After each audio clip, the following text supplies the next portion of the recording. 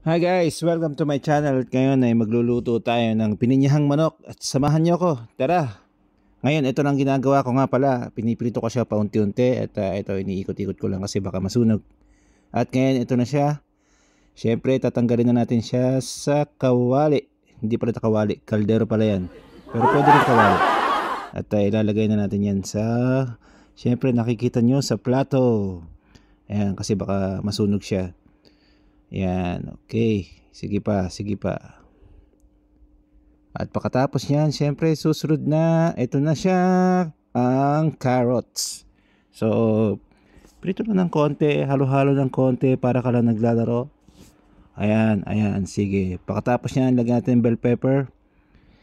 At ayan na siya, halo-halo ulit tayo, halo nang halo hanggang sa mahalo.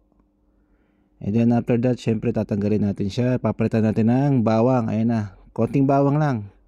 And then ayun na, hinalo na natin yung sibuyas. Masakit sa mata.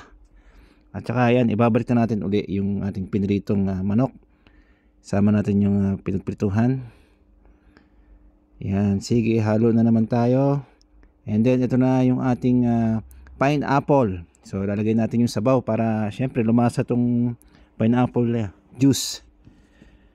At pagkatapos nyan, yan, hintayin na natin. Halo-halo uli. Halo na ng halo. Ayan, konting-konting halo na, wag sobra kasi madudurog yung ating manok. And then chachap-chap natin ang ating mga pineapple. Ihahalo natin sa manok. And then again, syempre dating gawin, halo-halo uli. Ayan na, nakikita na natin, malapit-lapit na siya. Ayan, lagyan natin ng cream. Oh, medyo bumagsak ng konti. Nagtarsikan. Again, balik tayo sa halo-halo.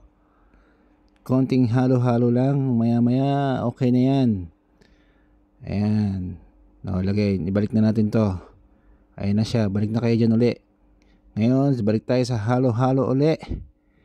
Ayan na. So, ayan. So, timplahan lang natin ng konti. At alam nyo na yun. Depende sa panlasa nyo. At eto na ang ating finished product. Ang pininyahang manok na may cream. Tara, kain tayo.